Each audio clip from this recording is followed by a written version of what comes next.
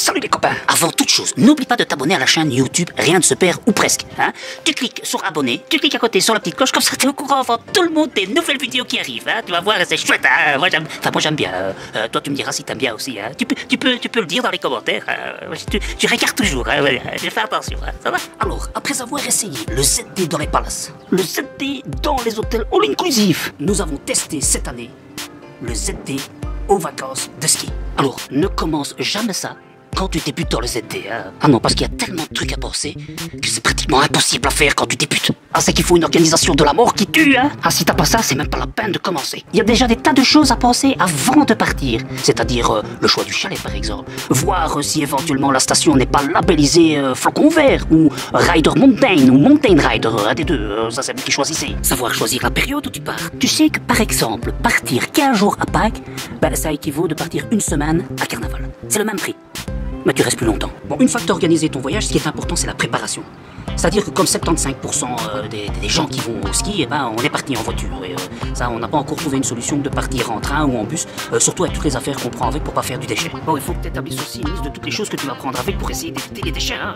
Pensez à tout ce qu'il n'y aurait pas dans le chalet que tu as loué. Voici une petite liste des ustensiles à prévoir. Alors nous, on prend toujours avec une petite cafetière italienne, tu vois, c'est facile à faire, t'as 2 tasses, hop, et laisser emballer, c'est pesé. Du sucre, du lait, bien entendu, de la pâte à tartiner, de la farine, des œufs, des pâtes, du riz, des fruits, des légumes, des épices, de l'huile d'olive, des fruits secs, des légumineux, et ne pas oublier les restes de frigo. Ah non, parce que tu vas pas les laisser pendant 15 jours dans ton frigo non plus, hein. Les restes. Et alors, tout ce qui te permettra de faciliter tes préparations, comme une cuillère en bois, un bon couteau, un sommelier, très important ça dans le pays du vin, des essuies de cuisine, des pastilles à vaisselle, du liquide à lessiver. Ah, ça c'est important, s'il y a une machine sur place, tu vas gagner de la place et du temps. Eh ben oui, parce que déjà au départ, tu devras avoir moins de vêtements avec toi, et alors tu pourras les laver avant de rentrer. Bah, tu gagnes du temps parce que tu dois pas le faire quand tu rentres. Bah oui, ça a été. Il faut penser à tout, hein. Alors, je vous conseille aussi un appareil à faire des bulles. Bon, je vous citerai pas la marque, mais ça commence par soda et ça termine par stream. Des bouteilles pour prendre l'eau du robinet, du sirop, ah bah oui, parce que alors là tu fais tes sodas toi-même, hein. Nécessaire de toilette fait maison, hein, parce que tout est fait maison, hein. Et alors, très important, le PQ. Pour la route du départ, pensez à préparer un casse-croûte.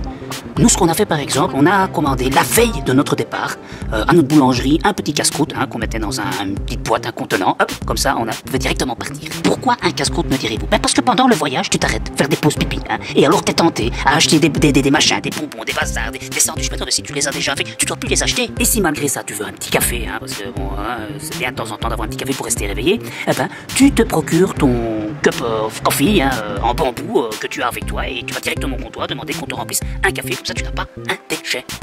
Donc il faut bien penser à la petite cuillère aussi, hein, parce que sans ça, tu fais un déchet supplémentaire. Bien entendu, tu prévois tes boissons aussi, hein, tes sodas que tu auras fait toi-même, hein, parce que n'oublie pas que la pompe à essence, ça coûte quand même une blinde. Hein. Alors, sur place, c'est pas toujours évident de pouvoir mettre en place ton mode de vie zéro déchet. Parce que évidemment, comme tu ne connais rien, hein, tu vas pas savoir directement où sont les magasins où tu peux donner tes contenants, par exemple. Ben, nous, on a dû faire, par exemple, 3 boucheries avant d'avoir une boucherie qui veuille bien nous prendre nos contenants. Ceci dit, c'est pas vraiment de leur faute, c'est parce que depuis un petit moment, il n'y a pas très longtemps, tous les commerçants ont dû changer leur balance de leur commerce pour des nouvelles lois en France.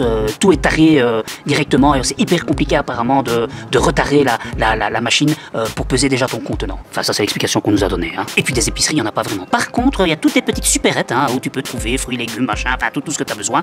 Mais bon, c'est pas bio. Hein. Et des fois, c'est suremballé. Du vrac, il n'y a pas vraiment. Oui, je m'étais dit quand même que ce serait plus facile, étant donné qu'on est quand même dans la nature, dans la montagne, on est des doux rêveurs, hein, parce que des déchets, des crasses, on en fait autant ici. Hein. Ah, ouais. Je pense entre nous que c'est surtout les touristes. Hein. On voit des mégots partout. Enfin, on les voit pas puisqu'il y a la neige, hein, mais une fois que ça fond, on voit tous les mégots. Hein. Vous savez qu'en dessous d'un télésiège, on peut trouver jusqu'à 30 000 mégots, en sachant qu'un mégot pollue 1 mètre cube de neige. Je sais pas si tu t'imagines un peu. Sans compter tous les autres déchets, hein, que ce soit des canettes, des gants, des sticks, je sais pas moi, des abonnements, des lunettes, bah tout ça, ça pollue, hein, une fois que ça fond. Et un mégot pollue 500 litres d'eau. On trouve 2500 compositions chimiques différentes dans les cigarettes. Et elle met 15 ans à se dégrader. Bon, ça c'était la petite parenthèse. Ou sinon, comme t'es dans le pays de la montagne, bah, qu'est-ce que tu trouves? Du fromage, hein, des saucissons, ça c'est, on va dire la nourriture de base des Hautes-Savoyens, si on les appelle comme ça, j'en sais rien. Bah, si vous savez, vous me le mettez hein, dans les commentaires. Hein, les Savoyards? Ouais, ça doit être les Savoyards, à mon avis. Enfin, vous me dites, hein. Alors, nos menus, on a essayé de varier entre tartiflette, fondue, raclette, qu'est-ce qu'on pouvait encore faire? Ah, on a fait des soupes, pas mal de soupes, avec le peu de légumes qu'on trouvait et qui étaient en vrac. On a aussi fait des pâtes, du risotto, des crêpes et quelques restos. Un autre point important, puisque personne n'est jamais à l'abri, c'est les assurances en tout genre, hein, que ce soit pour ta voiture, pour quand tu skis. Très important. Bah oui, pour te donner une petite idée, un brancardage dans la montagne, ça te revient plus ou moins à 250 €. Une ambulance qui t'attend au pied de la piste, ça revient plus ou moins à 150 €. Sans compter les frais d'hospitalisation, hein. Enfin, je veux dire, ta visite chez le médecin, puis après si c'est plus grave, t'auras pas de traitement, enfin tout ce qui s'ensuit, quoi. Donc assure-toi. Hein. Et pour la voiture, même chose, hein. Alors n'oublie pas que quand tu pars de Belgique, tu dois avoir une assurance complémentaire, hein, parce que pour les frais d'accident, ok, ils vont te rembourser, mais pour le dépannage, pas. Et ça te revient aussi plus ou moins à 250 €.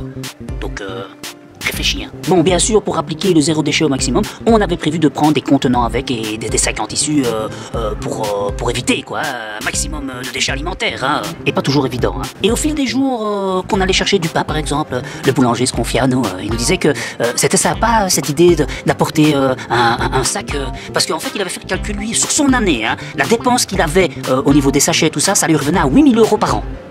Formidable quand même ça. Il y en a même une boulangère qui voulait absolument nous acheter des sacs en tissu.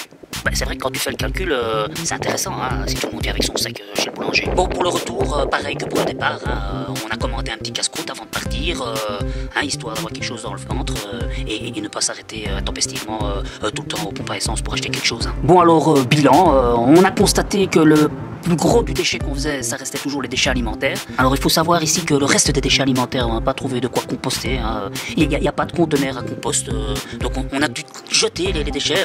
On pensait d'abord les reprendre avec, mais ça n'aurait pas senti vraiment très bon dans la voiture. On en a préféré les laisser ici. Alors je pense qu'on peut encore faire un effort de ce côté-là. Par exemple, en prévoyant les repas sur les 15 jours où on est là. Donc ça nous permet de déjà acheter certains ingrédients en plus pour partir. Et, en sachant que les légumes bio peuvent quand même essayer de se conserver jusqu'à une semaine, voire 15 jours, bah, y a moyen d'améliorer encore la chose. Hein. Alors, quelques trucs et astuces de dépenses en moins quand tu pars au ski pendant 15 jours. Achète des skis en occasion. Surtout pour les enfants. Ben oui, tu sais qu'en achetant des skis en occasion, hein, ça te revient moins cher que de louer pendant 15 jours. Sachant qu'après, quand tu les utilises pas, surtout pour les enfants, hein, ben, tu les revends. Hein, et tu gagnes encore un petit quelque chose. Ça, c'est pas formidable, ça. Hein. En partant 15 jours également, tu peux avoir des avantages au niveau des forfaits pour les enfants. Ah oui, ça revient moins cher quand tu pars 15 jours hein, que si tu pars qu'une semaine. C'est-à-dire que la deuxième semaine, tu vas pas la payer au prix de la première. Ne me fais pas dire ce que je n'ai pas dit. Hein. Voilà, j'espère que tous ces conseils vont t'aider quand tu pars en vacances de ski et que tu veux faire moins de déchets. Et si toi aussi, de ton côté, tu as des conseils, hein, des trucs que tu as pu mettre en place quand tu partais skier, eh bien, fais-le nous savoir. Hein. Ah, ça nous intéresse. Hein. Ah oui, on n'est pas en train de regarder juste pour...